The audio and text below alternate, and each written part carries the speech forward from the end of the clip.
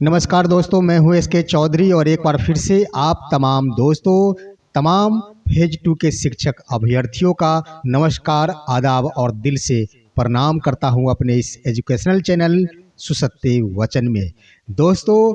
बिहार शिक्षक भर्ती के फेज 2 के अभ्यर्थियों को बीपीएससी ने दिया अंतिम मौका।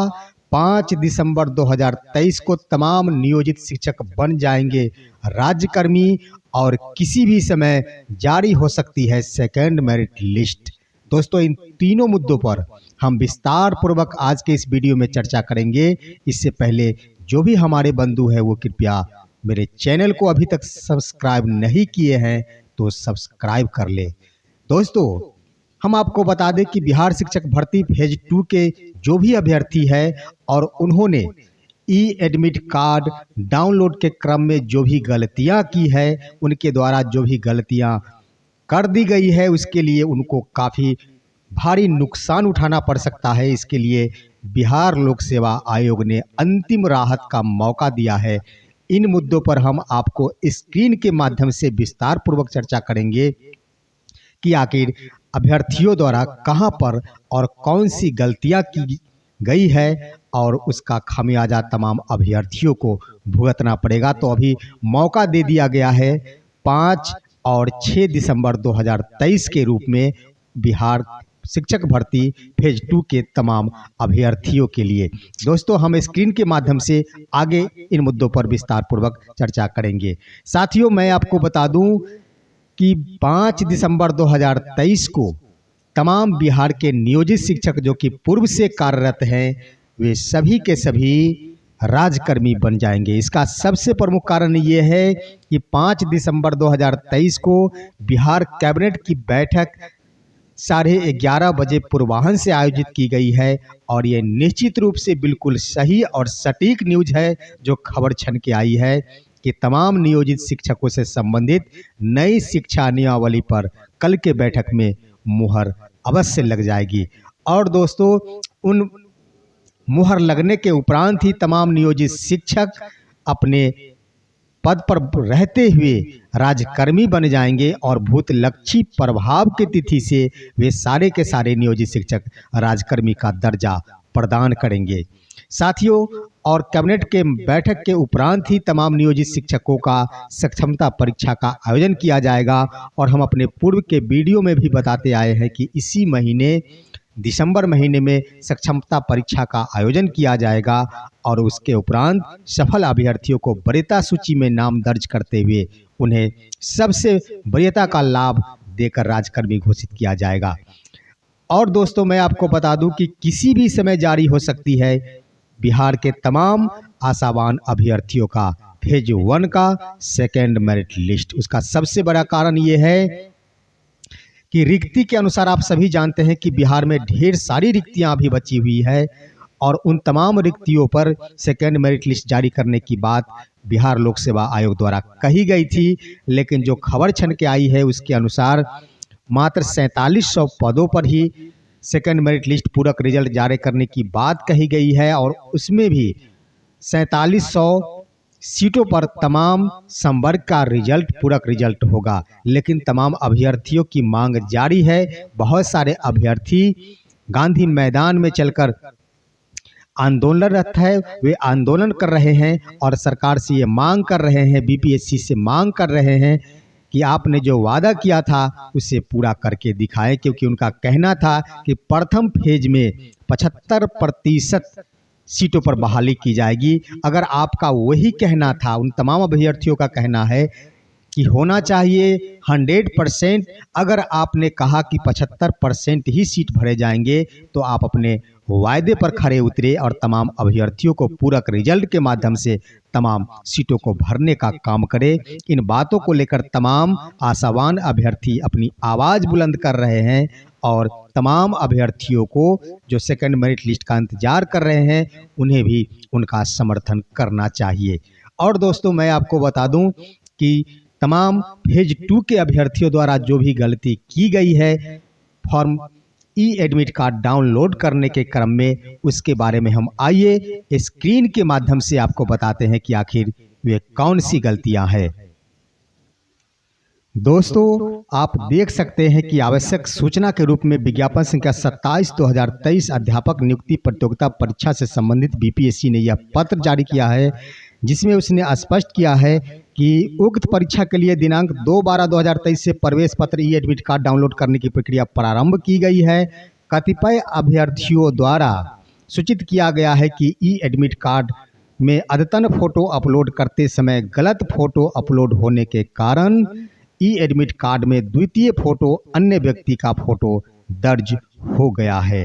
अतः ऐसे अभ्यर्थियों को गलत फोटो एडिट कर सही फोटो दोबारा अपलोड करने के लिए अंतिम अवसर प्रदान करते हुए उनके डैशबोर्ड पर दिनांक 5/12/2023 से 6/12/2023 तक फोटो अपलोड करने की सुविधा प्रदान की जाएगी। उक्त तिथि के बाद किसी तरह का कोई अवसर प्रदान नहीं किया जाएगा। दोस्तों, ये बहुत बड़ी बात कही गई है कि जिन्होंने अपने फोटो अपलोड करने के क्रम में उनके द्वारा फोटो अपलोड करने के क्रम में अगर गलती हो गई थी, उनके द्वारा दूसरे व्यक्ति का फोटो अपलोड कर दी गई थी और अब जब ई एडमिट कार्ड डाउनलोड किया गया है तो उसमें किसी और व्यक्ति का फोटो नज़र आ रहा है, तो ऐसे गलतियों के लिए बीपीएससी ने 5 दिसंबर एवं 6 दिसंबर 2023 2 दिनों का वक्त प्रदान किया है। आप सभी इसमें सुधार कर ले। उन्होंने स्पष्ट कहा है कि सुधार के लिए दिए गए उक्त तिथि के बाद भी यदि कतिपय अभ्यर्थियों के द्वारा अपलोड फोटो, हस्ताक्षर का इमेज अस्पष्ट, अपठनीय, अन्य व्यक्ति इत्यादि का रह जाता है तो वैसे अभ्यर्थी निम्नलिखित कागजात साक्ष्य परीक्षा की निर्धारित तिथि को संबंधित परीक्षा केंद्र के केंद्राधीक्षक को समर्पित करना सुनिश्चित करेंगे। तो आपके डाउनलोड किए गए जो कि ई एडमिट कार्ड है, आपके द्वारा अगर इसमें सुधार नहीं किया जाता है किन्हीं अभ्यर्थी को द्वारा और ये हस्ताक्षर या फिर फोटो अगर अस्पष्ट होती है, उसके बाद भी बीपीएससी ने एक अवसर प्रदान ये किया है कि आपके एडमिट कार्ड में जो भी दिशा निर्देश लागू किया गया है, आप उस दिशा निर्देशों का पालन करेंगे। यानी एक अलग से आपको एक पत्र मिलेंगे और आप उस फॉर्म को भरकर अपने परीक्षा केंद्र के केंद्राधीक्षक के पास जमा कर परीक्षा में सम्मिलित हो सकते हैं। इसके लिए कोई विशेष नहीं है, आप अपने डैशबोर्ड बीपीएससी की वेबसाइट पर जाकर जो आपका यूजर आईडी एवं पासवर्ड है उसके माध्यम से आप खोलेंगे और डैशबोर्ड खोलकर ही आप अपना नए फोटो का चुनाव करते हुए आप डाउनलोड फिर से कर सकते हैं। एक और बड़ी बात कही गई है दोस्तों, जो कि 4 नंबर बिंदु 4 है, कंडिका 4 में कही गई है कि वर्ग 6 से लेकर 8 एवं वर्ग 9 से लेकर 10 से संबंधित वैसे अभ्यर्थी जिन्होंने सामाजिक विज्ञान विषय समूह विषय का चयन किया है, वे इतिहास, भूगोल, अर्थशास्त्र एवं राजनीति शास्त्र में किसी 2 विषय का चयन करने में त्रुटि किया है, उन्हें त्रुटि निराकरण करने हेतु अंतिम अवसर प्रदान किया जा रहा है। यानी कहने का अर्थ है दोस्तों कि जिन्होंने पेपर में एक बात निकली थी कि अगर किन्हीं के द्वारा कोई गलती हो गई है, अगर उन्होंने सब्जेक्ट चुनाव में गलती कर ली है तो इससे उनके योग्यता पर कोई प्रभाव नहीं पड़ेगा। तो ऐसी बात, आप ऐसी खबरों पर नहीं रहे। बीपीएससी ने आज के पत्र में यह स्पष्ट कर दिया है कि आपके द्वारा अगर कोई गलती कर दी गई है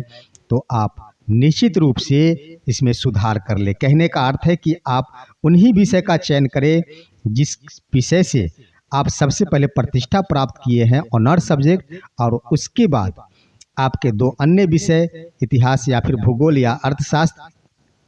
या राजनीति शास्त्र, किसी अन्य विषय जो 2 विषय बचेंगे, 3 विषय बचेंगे, उस तीनों विषय में से अगर आपके पास सब्सिडरी विषय में जो कोई भी पत्र है, विषय है, तो आप उसी का चुनाव करेंगे। तो निश्चित रूप से आपका वो सब्जेक्ट होनी चाहिए जिससे आपने प्रतिष्ठा प्राप्त किया है, ऑनर्स किया है जिसमें, और दूसरा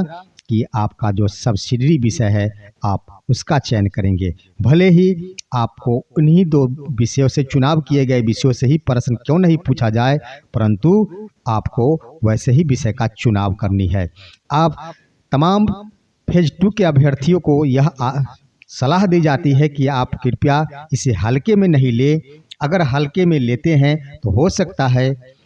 आए दिनों बीपीएससी के द्वारा बहुत बड़ी कार्रवाई की जा रही है और तमाम अभ्यर्थियों के ऊपर बोझ डाला जा रहा है, तो आप इसका शिकार नहीं बने और आप अपनी बचाव खुद करते हुए निर्धारित दिए गए अवसर का उपयोग करते हुए किसी भी प्रकार की गलती ना छोड़िए, ताकि बीपीएससी को कोई मौका मिल सके। तो साथियों, ये थी आज की महत्वपूर्ण खबरें और हम